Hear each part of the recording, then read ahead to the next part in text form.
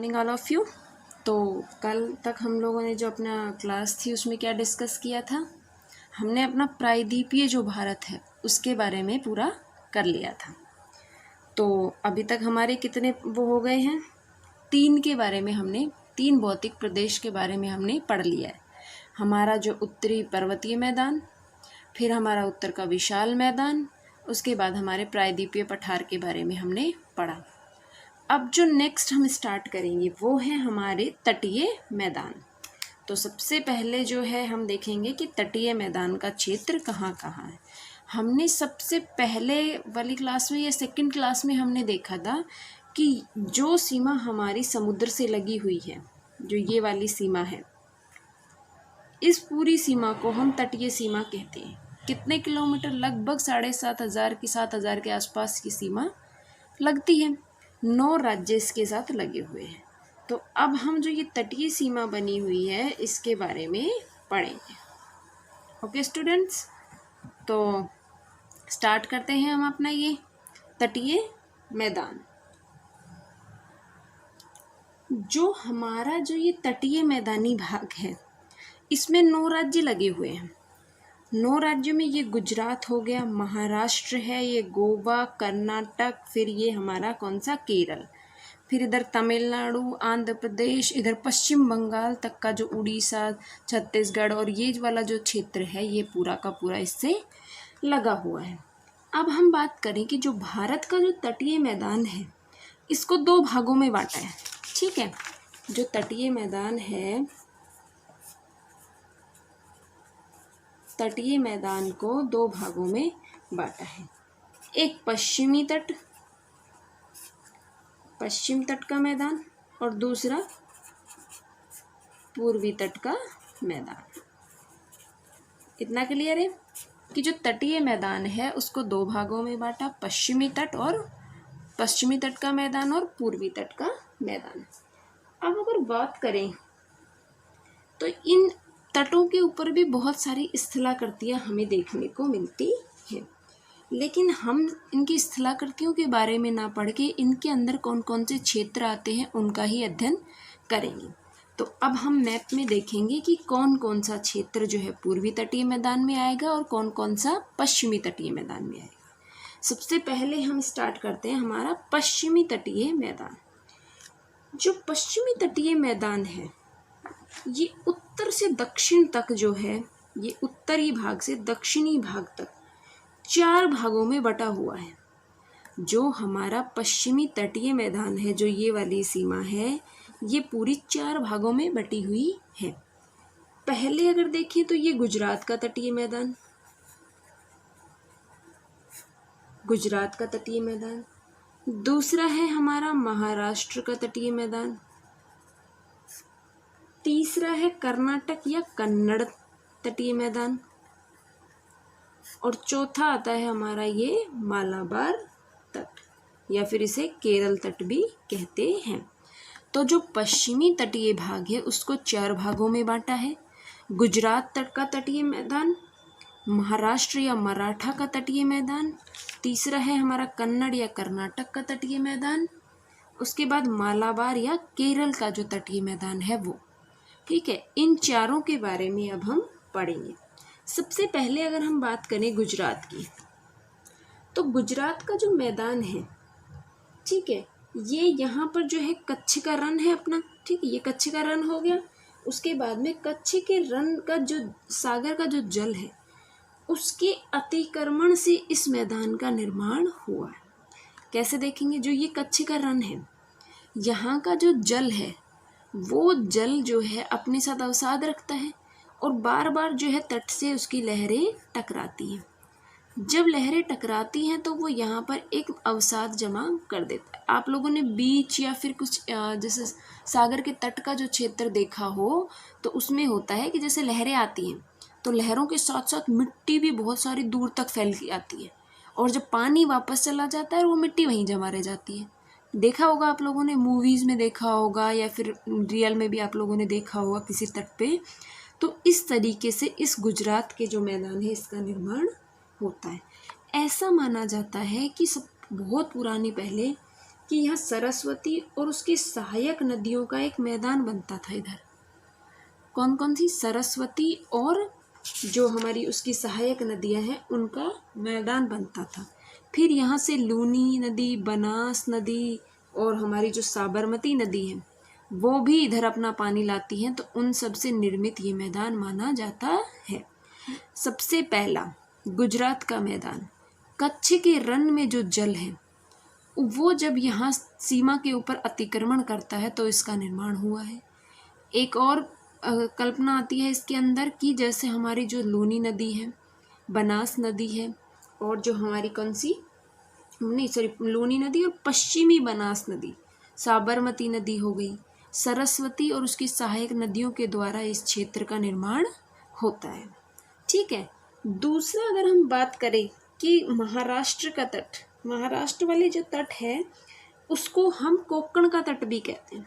क्या कहते हैं? कोंकण का तट भी कहते हैं।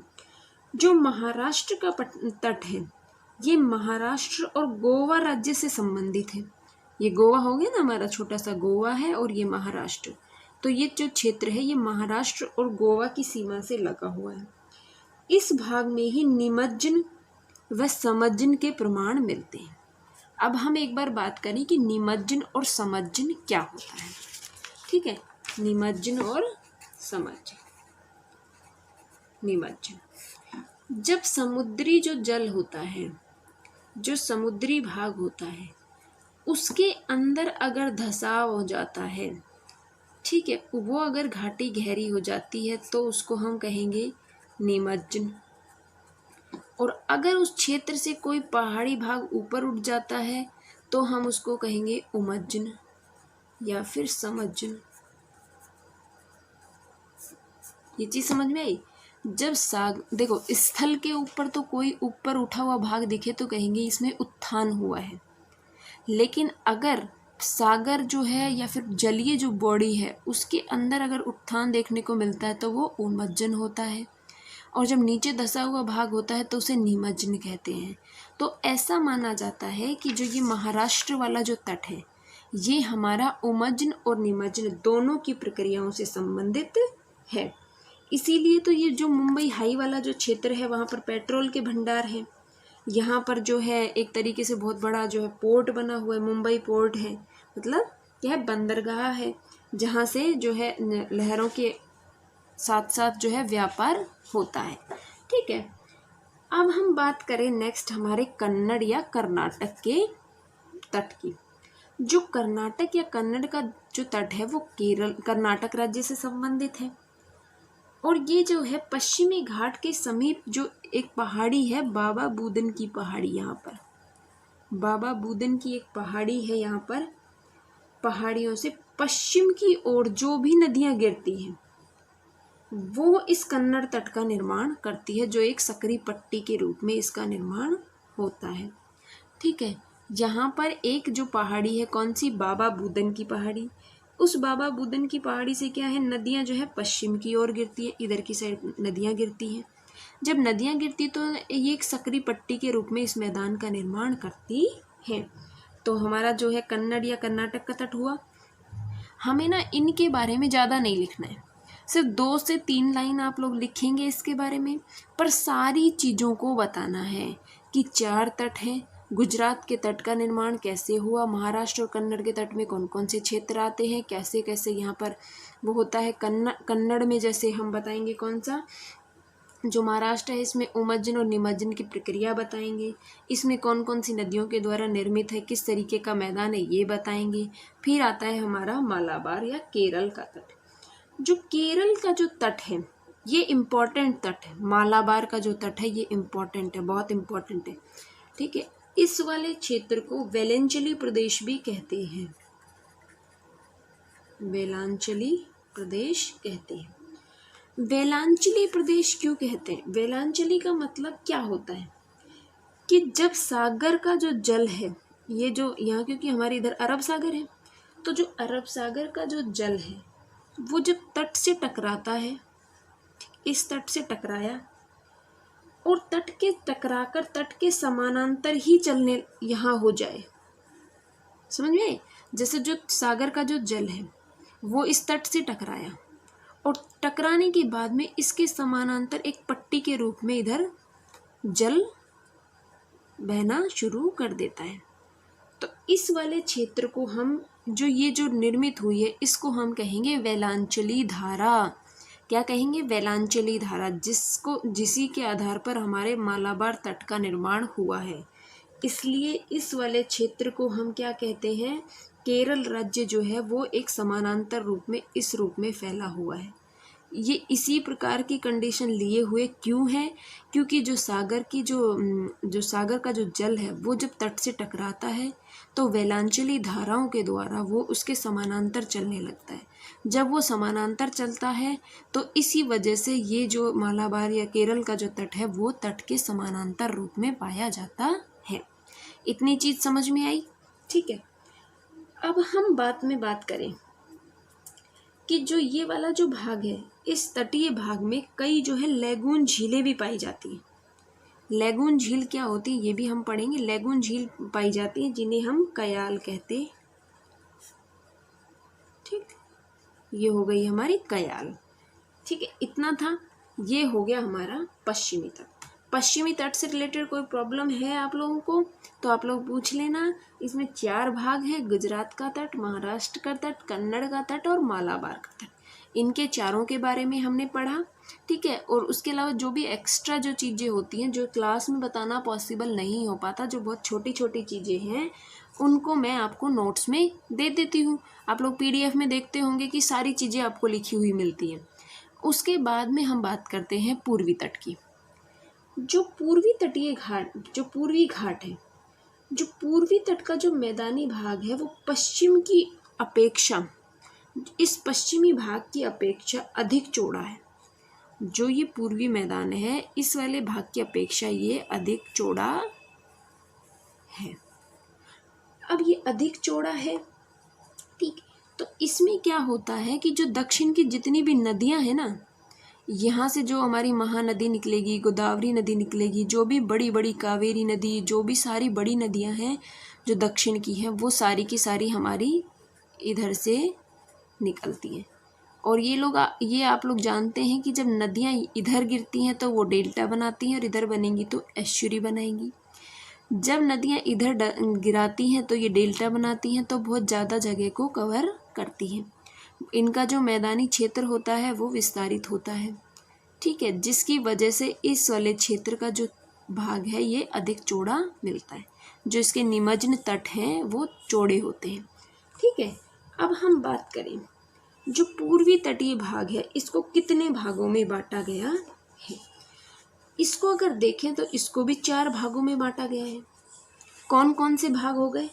पहला हो गया हमारा बंगाल का तट, जो ये पूरा है इसको बंगाल का तट कहते हैं।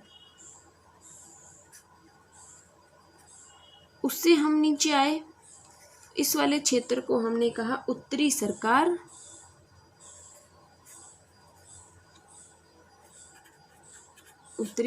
या फिर ओडिशा तट। ठीक, ओडिशा तट हो गया। उड़ीसा तट के बाद में अगर देखें 2 हो गए ना, बंगाल का तट हो गया हमारा ये ऊपर वाला भाग, और जो नीचे वाला भाग है वो उत्तरी सरकार या उड़ीसा का तट हो गया। फिर आता है हमारा आंध्र प्रदेश का तट,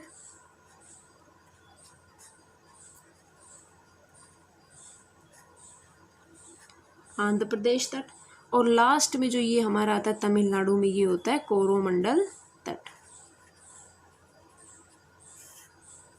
ठीक है, इतनी चीज समझ में आई आप लोगों को कि इसको भी 4 भागों में बांटा, इसको भी 4 भागों में बांटा। गुजरात का तट, महाराष्ट्र का तट या कोकण का तट या कन्नड़ का तट, फिर मालाबार का तट। इधर भी 4 है, बंगाल का तट, उत्तरी सरकार या उड़ीसा का तट, आंध्र प्रदेश तट और कोरोमंडल तट के बारे में हम पढ़ेंगे।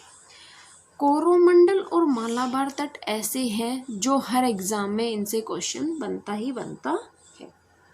सबसे पहले अगर हम बात करें बंगाल के तट की, जो बंगाल का जो तट है वो महानदी के द्वारा निर्मित होता है।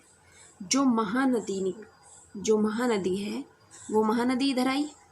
नदी का जो विस्तार होता है, नदी क्योंकि एक ये तो है नहीं कि एक धारा के रूप में बहलेगी, नदी का एक जो कैचमेंट एरिया होता है वो बहुत लंबा होता है। ठीक है, तो ये बहुत सारे क्षेत्र को ऐसे कवर करती है। जब ये नदी इस बंगाल की खाड़ी में अपना पानी गिराती है या अपना जल गिराती है तो डेल्टा बनाती है। डेल्टा बनाती है तो इस वाले भाग का जो है मैदान तो है वो चौड़ा हो जाता है, सागरीय लहरों के प्रभाव में आ जाता है, और जो ये वाला भाग होता है ये चौड़ा हो जाता है। तो ये जो कौन सा था हमारा, बंगाल की नदी वाला है ना, बंगाल तट जो था, सॉरी इसमें ना थोड़ी सी मिस्टेक हो गई है। जो बंगाल का तट है वो तो हमारी जो कौन सी मैंग्रोव वनस्पति जो यहाँ ब्रह्मपुत्र नदी आई है उसके द्वारा निर्मित हुआ है, और जो ये महानदी वाला जो तट है ये हमारा उत्तरी सरकार या उड़ीसा का तट है जो महानदी से निर्मित हुआ है। ठीक है, इस चीज़ को क्लियर करेंगे। वो एक बीच में एक थोड़ी सी मिस्टेक हो गई थी, मैंने ध्यान नहीं दिया, मैं इसका विस्तार समझ रही थी। जो बंगाल का जो तट है, क्योंकि ये पश्चिम बंगाल तक इधर लगा हुआ है, जो बंगाल का जो तट है वो तो इधर से जो ब्रह्मपुत्र नदी आई जिससे मैंग्रोव वनस्पति का यहाँ निर्माण हुआ, उस वाली नदी से ये निर्मित क्षेत्र माना जाता है। कौन सा, बंगाल का तट। और जो महानदी वाला क्षेत्र है, महानदी से जो निर्मित हुआ है वो है हमारा उत्तरी सरकार या उड़ीसा का तट। ठीक है, उसके बाद अगर हम बात करें आंध्र प्रदेश या काकीनाडा का तट, इसी को काकीनाडा का तट कहते हैं, काकीनाडा तट, आंध्र प्रदेश या काकीनाडा तट। इस तट से संबंधित कौन सी नदी है, गोदावरी नदी।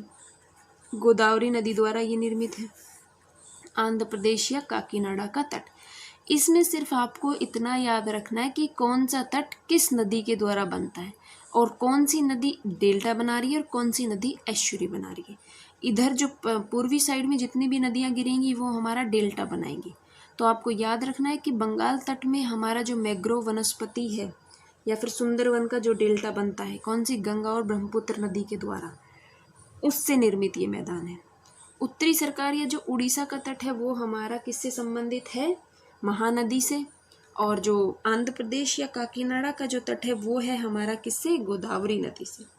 अब नेक्स्ट जो हम आते हैं लास्ट में, कोरोमंडल तट। कोरोमंडल जो तट है वो निर्मित होता है कावेरी नदी से।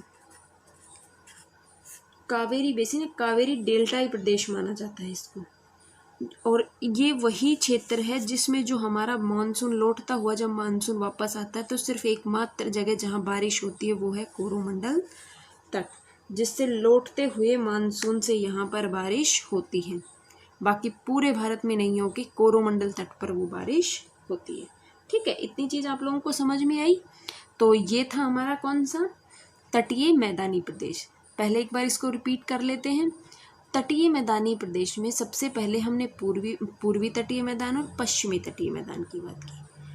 पश्चिमी तटीय मैदान के बारे में जब पढ़ा तो उसको 4 भागों में बांटा, गुजरात तट, महाराष्ट्र तट, कन्नड़ तट और मालाबार तट। इन सब के बारे में हमने पढ़ा कैसे कैसे इनका निर्माण हुआ। फिर हमने पूर्वी जो तट है उसके बारे में पढ़ा।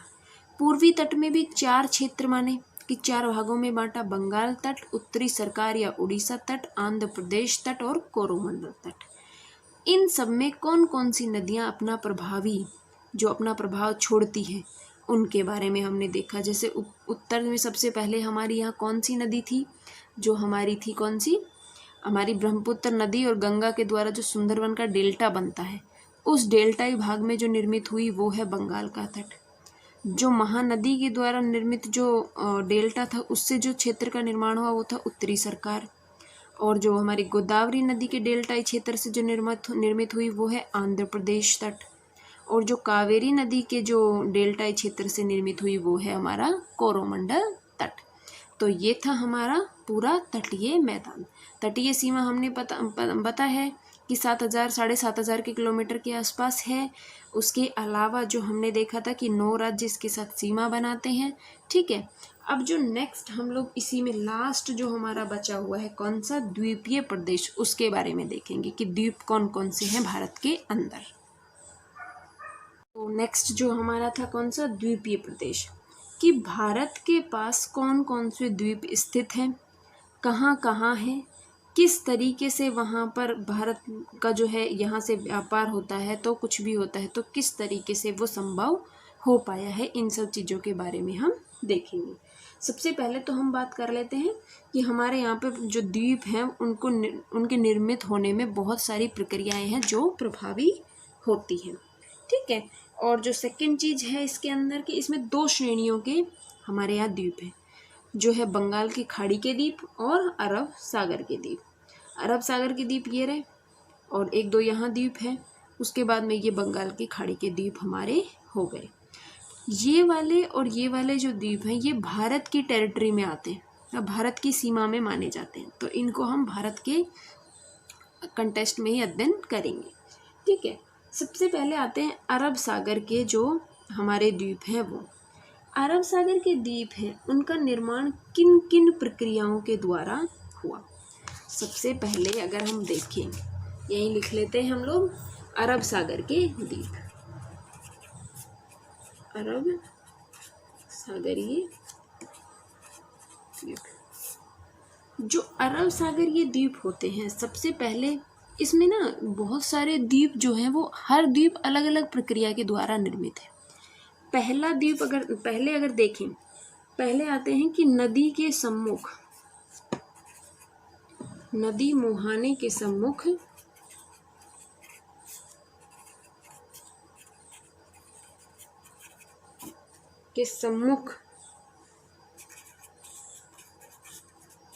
सबसे पहले कि जो नदी के मुहाने के समीप जो द्वीप बनते हैं वो भी है हमारे यहाँ पर। देखो, सबसे पहले हम बात कर रहे हैं अरब सागरीय द्वीप। जो अरब सागर के अंदर जितने भी द्वीप मिलते हैं, किस किस प्रकार से वो निर्मित हुए हैं। बहुत सारे द्वीप हैं तो बहुत सारे ही तरीके हैं जिनसे, कुछ द्वीप होते हैं जो प्रवाल द्वीप हो गए, कुछ हैं जो नदी के द्वारा निर्मित द्वीप हो गए। इस तरीके से बहुत सारे जो तरीके हैं जिनके द्वारा हमारे द्वीपों का निर्माण हुआ है। तो सबसे पहले अगर बात करें नदी मुहाने के द्वारा जो निर्मित होते हैं द्वीप, वो क्या क्या है। हमने पढ़ा था कि जो पश्चिम की तरफ जितनी भी नदियाँ गिर रही हैं वो क्या बनाती हैं, एस्चुरी बनाती हैं। और एस्चुरी बनाती हैं तो क्या करती हैं कि अपना जल जो है एक बार में ही पूरा डाल देती हैं और वो डेल्टा की फॉर्म में नहीं आता, मतलब एक धारा के रूप में ही वो जल उसमें गिरता है। तो यहाँ क्या होगा कि यहाँ द्वीपीय दशा नहीं बन पाती, द्वीप की दशा नहीं बनी। लेकिन फिर भी जो नर्मदा नदी है और जो तापी नदी है, इन दोनों के जो मुहाने हैं उनके भी पास में 2 द्वीप हमारे स्थित हैं। जैसे हो गए कौन से, खड़िया बेट और अलिया बेट, खड़िया बेट और अलिया बेट। नदी मुहाने के सम्मुख के द्वीप 2 द्वीप हैं, खड़िया बेट और अलिया बेट, जो नर्मदा और तापी नदी के द्वारा निर्मित होते हैं, ठीक है। इतनी चीज समझ में आई। उसके बाद में अगर हम बात करें नेक्स्ट, तो जो जलमग्न तटों के रूप में निर्मित, जलमग्न तटों के रूप में निर्मित द्वीप, जलमग्न तटों के रूप में निर्मित द्वीप, जो क्षेत्र पहले जो है स्थल भाग के रूप में था, फिर वो सागर में थोड़ा सा मग्न हो गया, मतलब उसमें डूब गया। डूबने से क्या हुआ कि थोड़ी और दूर तक विस्तार हो गया जल का, और वो वाला जो क्षेत्र है वो बाद में जो है समुद्र से बाहर की ओर दिखाई देने लग गया। तो उसको हम क्या कहेंगे, जलमग्न तटों के रूप में निर्मित द्वीप। इसको हम एक बार मैप में देखते हैं। देखिए, जैसे मान लीजिए ये तट है, यहाँ से जो है समुद्री जल आ रहा है, ये सीमा यहाँ तक है, समुद्री जल आ रहा है, तो ये वाला जो तट है एक टाइम बाद इसमें मान लीजिए डूब गया, और जो ये जो सीमा थी वो हमारी बन गई यहाँ, ठीक है। लेट्स अज्यूम कर रहे हैं हम इस चीज़ को, बहुत सारी चीज़ें इसमें हुई हैं पहले बहुत सारे द्वीप इसमें बने हैं इस तरीके से, लेकिन आज की जो कंडीशन देखें उसमें ये है कि मान लीजिए ये समुद्री जल है, उसके अलावा जो ये तटों से टकरा रहा है बार बार, जो ये वाला तट है ये इसमें डूब गया, और डूबने के बाद जो इसकी जो सीमा बन गई वो यहाँ बन गई। और यहाँ तक ये पानी आ गया, इस वाले क्षेत्र में पानी आ गया, तो जो ये क्षेत्र डूबा है ये एक टाइम बाद जो है छोटे से द्वीप के रूप में समुद्र से बाहर आ जाता है। तो इसी जो क्षेत्र को क्या कहा गया है, जलमग्न तटों के रूप में निर्मित द्वीप। जैसे कैसे बात करें हम कि सबसे पहले एक सालसेट द्वीप है, सालसेट जो हमारा मुंबई शहर है वो सालसेट द्वीप पर स्थित है। आप लोगों को ये चीज़ समझनी चाहिए कि जो हमारा जो मुंबई है वो सालसेट द्वीप पर बना हुआ शहर है। एक टाइम पहले ये क्षेत्र था, उसके बाद में क्या हुआ, अरब सागर का जो तटीय भाग था उससे सागर जल ने उस पर अतिक्रमण किया और वो वाला भाग जलमग्न हो गया। तो उसके ऊपर जो शहर बसाया गया है वो है हमारा मुंबई, जो किस पे, सालसेट द्वीप पर बसा हुआ है। ठीक है, नेक्स्ट जो तीसरे नंबर पे आते हैं वो आते हैं हमारे प्रवाल द्वीप। प्रवाल द्वीप क्या होते हैं, देखिए सबसे पहले बात करें प्रवाल द्वीप की। छोटे छोटे सूक्ष्म जीव होते हैं, समुद्री जीव, मोलस्क के रूप में होते हैं ये। ठीक है, इस तरीके से बहुत सारे छोटे छोटे जीव होते हैं। ये जब मर जाते हैं, जिनको हम क्या कहते हैं, प्रवाल कहते हैं। ठीक है, ये जब मर जाते हैं तो एक दूसरे के ऊपर परत के रूप में ये जमा होते रहते हैं। इनका जो ऊपरी जो खोल होता है वो होता है जुंकस्थलाई। एक समुद्री जीव होते हैं, कोरल जिसको हम बोलते हैं। ठीक है, वो जब मर जाते हैं, जब वो जीवित होते हैं तो उनके ऊपर एक जुंकस्थलाई नाम की एक परत होती है। ठीक, ये परत जब जो है बहुत हार्ड होती है और ये वाले जीव जब मर जाते हैं बहुत सारे, तो ये एक के ऊपर एक, एक के ऊपर एक जमा होते रहते हैं। मरने के बाद में क्या होता है कि ये जो है बहुत ही कठोर संरचना के रूप में विद्यमान रहते हैं। इतनी कठोर संरचना कि ये एक द्वीप के रूप में समुद्र से बाहर आ जाते हैं। मान लीजिए बहुत सालों तक ऐसे प्रवाल जो है जमा होते रहे समुद्र के अंदर, तो एक टाइम बाद वो हमें समुद्र में ऊपर भी दिखाई देंगे, जो एक द्वीप के रूप में माने जाते हैं। सबसे बड़ी जो प्रवाल भित्ति है वो हमारी कहाँ, ऑस्ट्रेलिया के पास में, ऑस्ट्रेलिया के पूर्वी भाग में है। 1920 किलोमीटर लंबी है जो प्रवाल भित्ति बनी हुई है। ठीक है, ये जो प्रवाल हैं द्वीप के रूप में जब फॉर्मेशन में आते हैं तो इन्हें प्रवाल द्वीप कहते हैं। ये एक के ऊपर एक परत के रूप में जमा होते रहते हैं। ठीक है, इतनी चीज़ समझ में आई। अब प्रवाल द्वीप की अगर बात करें तो इसमें हमारा सबसे इम्पोर्टेंट जो द्वीप आता है वो आता है हमारा लक्षद्वीप। लक्षद्वीप, ठीक, लक्षद्वीप जो है वो प्रवाल से, मिनिकॉय द्वीप, मिनिकॉय जो द्वीप है वो भी प्रवाल से। इस तरीके से ये दोनों जो द्वीप हैं ये बने हुए हैं किससे, प्रवाल द्वीप से। जैसे मान लीजिए कि हम लोग दूसरे मैप में एक बार देखते हैं कि ये हमारा लक्षद्वीप है। ठीक, लक्षद्वीप के दक्षिण में जो है मिनिकॉय है। ये लक्षद्वीप हो गया, ये मिनिकॉय हो गया। लक्षद्वीप के जो दक्षिण में है ये हमारा मालदीव है। ये हो गया लक्षद्वीप, ये हो गया मिनिकॉय, ये हो गया हमारा मालदीव। लक्षद्वीप और मिनिकॉय के बीच में यहाँ पर एक चैनल बना हुआ है, 9 डिग्री चैनल। और जो मिनिकॉय और मालदीव के बीच में जो चैनल बना हुआ है ये बना हुआ है 8 डिग्री चैनल। समझ में ये चीज़ कैसे, यहाँ पे हमारा लक्षद्वीप है, यहाँ पर मिनिकॉय है, यहाँ पर मालदीव एक अलग देश है। मिनिकॉय तक का क्षेत्र भारत में आता है। जो लक्षद्वीप और मिनिकॉय है इनके बीच में एक 9 डिग्री का चैनल बनता है। ये बनता है हमारी अक्षांश रेखाएं होती है उनके आधार पर।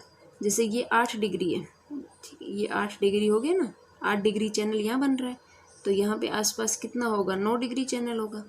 तो 9 डिग्री चैनल इनके बीच में बनता है और जो 8 डिग्री चैनल है वो हमारा मिनिकॉय और मालदीव देश के साथ बनता है। ठीक है, तो ये था हमारा जो है, कौन सा टॉपिक था चल रहा था हमारा, द्वीपीय प्रदेश। तो इसमें हमने अरब सागर के द्वीप के बारे में पढ़ा। नेक्स्ट जो हम पढ़ेंगे वो है हमारे जो है बंगाल की खाड़ी के द्वीप, वो हम नेक्स्ट क्लास में पढ़ेंगे। ठीक है, आज के लिए बस इतना ही, बाकी की हम कल की क्लास में देखेंगे। Okay, thank you.